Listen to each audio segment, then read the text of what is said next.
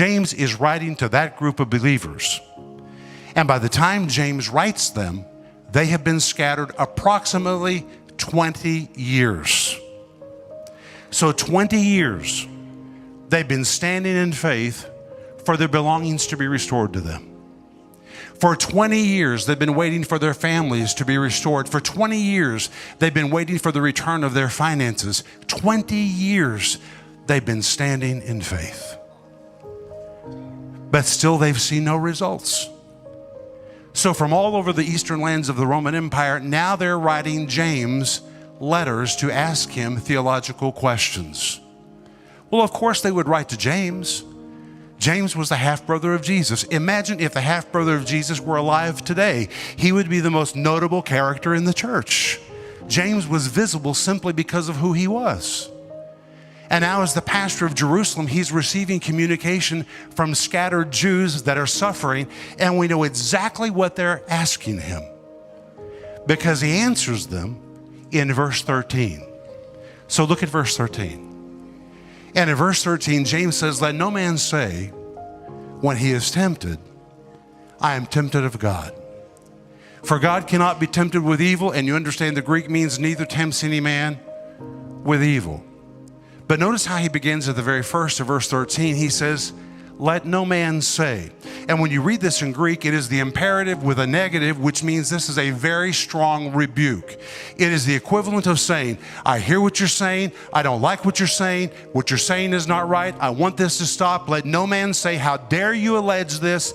We'll have no more talk like this. Let no man say, stop it now. And we know what they were saying because now he tells us. Let no man say when he is what? Tempted. I am tempted of God. This word tempted is a Greek word perasmos, which is always negative. It describes something that is destructive. And in fact, a better translation would really be, let no man say when he is being crushed and destroyed. I am being crushed and destroyed of God.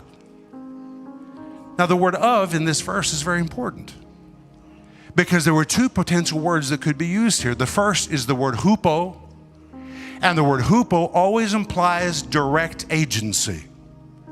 They didn't use that word, but if they had used that word, it would have meant they were saying, God himself is destroying us.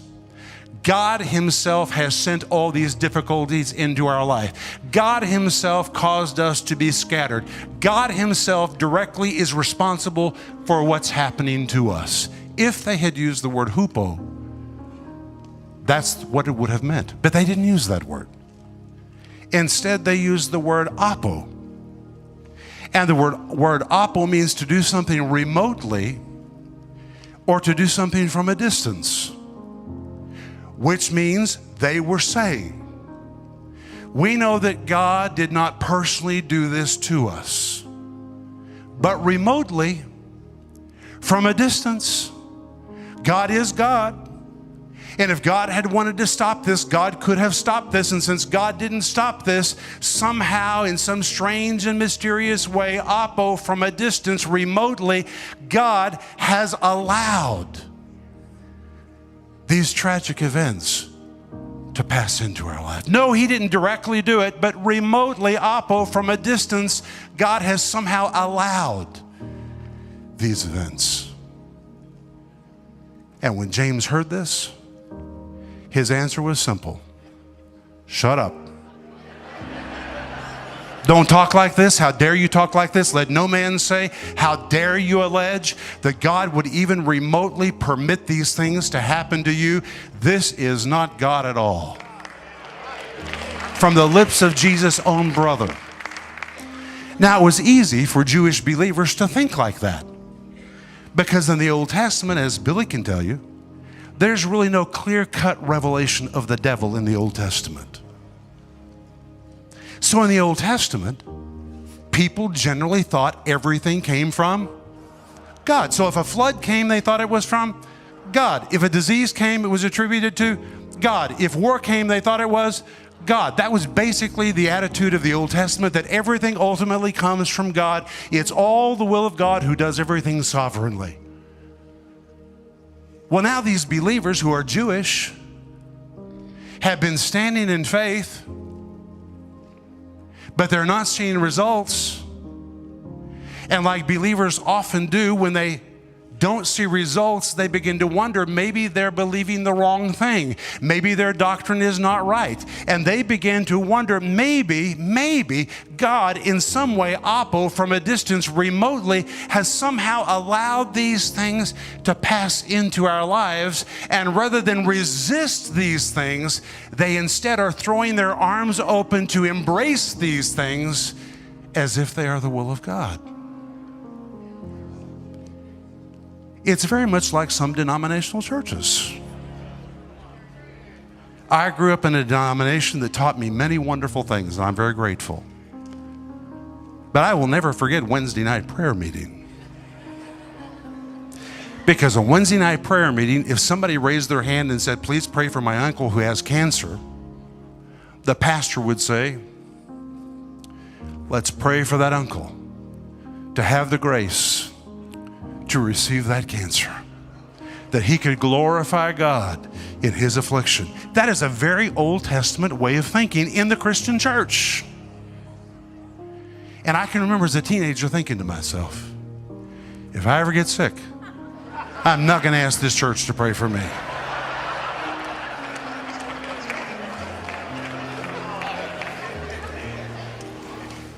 It was Jesus that brought a revelation of the devil. Matthew chapter 4 tells us that when Jesus' ministry began, a light shined on them that sat in darkness.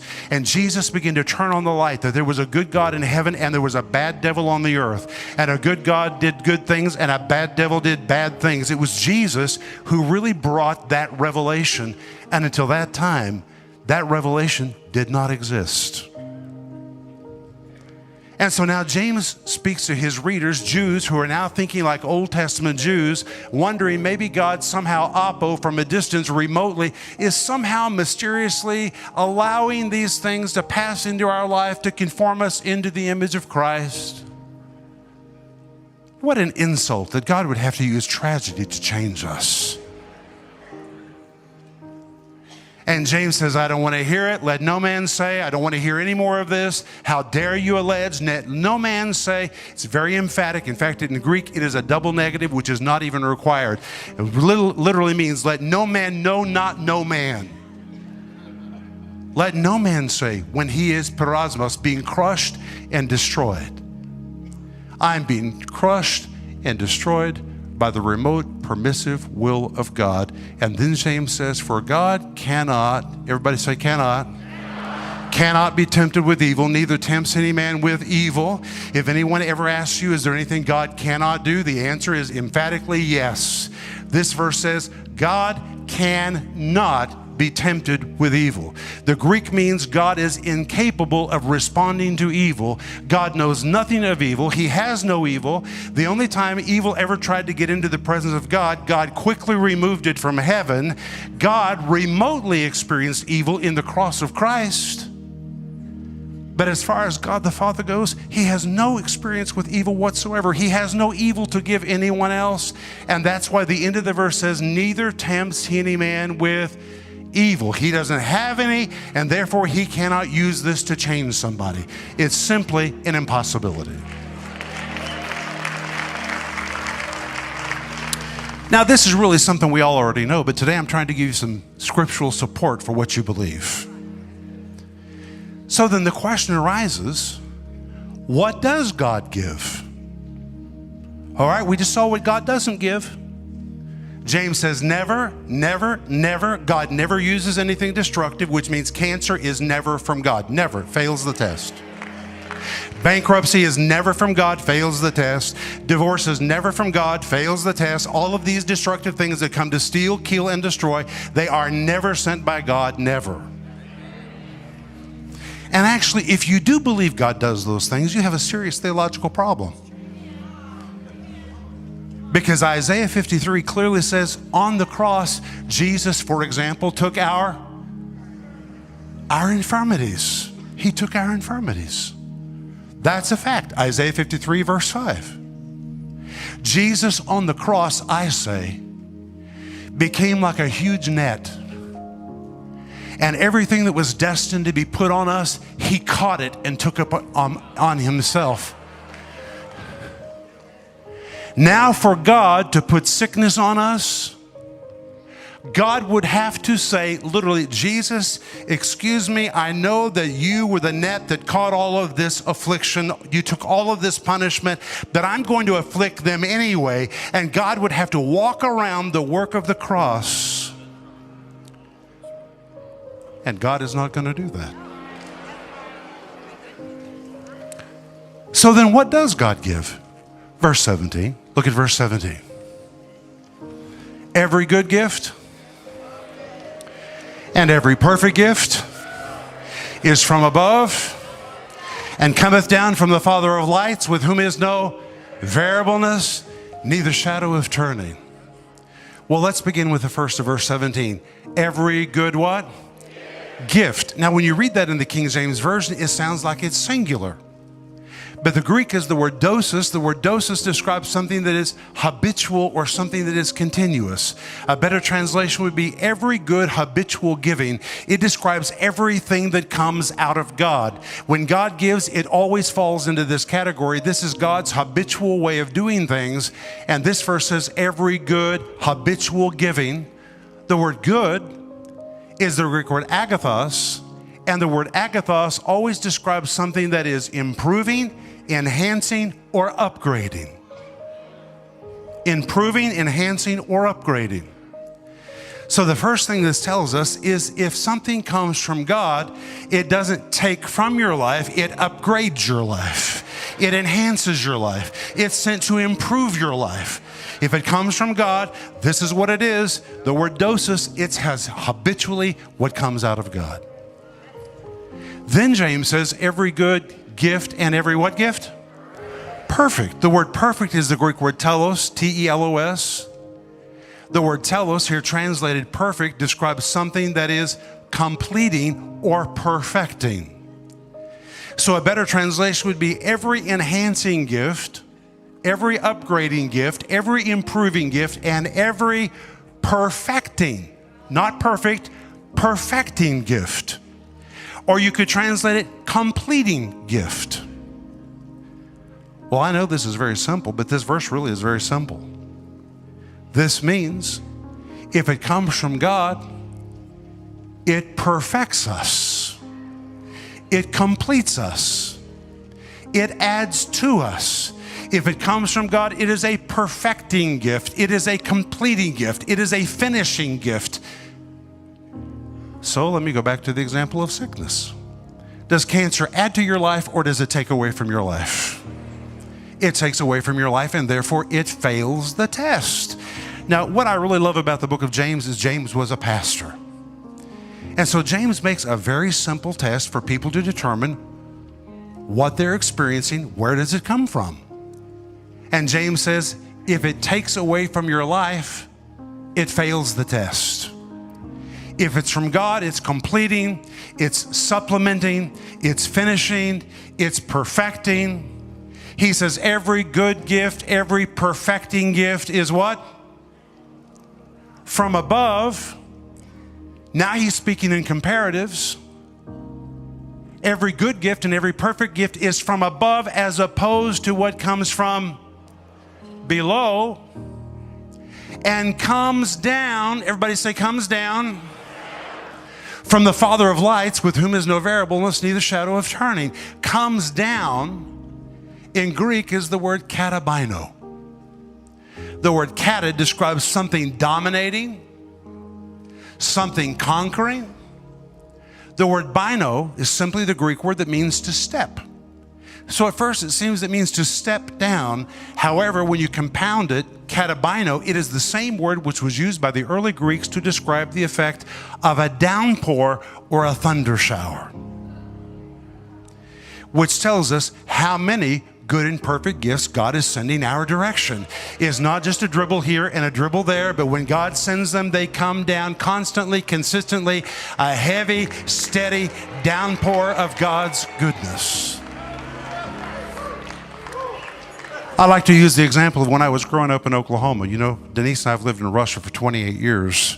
But when I was a kid in Oklahoma, we really had downpours. How many of you know what I mean by a downpour? And if you're driving the car in the middle of a downpour, you cannot even see the taillights on the car in front of you. It is coming down so hard, you have to pull your car over because you can't really function in that kind of a downpour. That is the Greek word katabino, which is used here, cometh down, to describe how many good and perfecting gifts God is sending our direction. The will of God is that we be dominated by these things that are pouring down into our life. So then the logical question would be,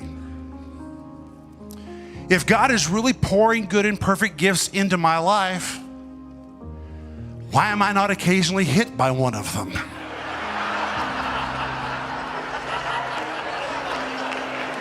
It's a pretty good question, isn't it?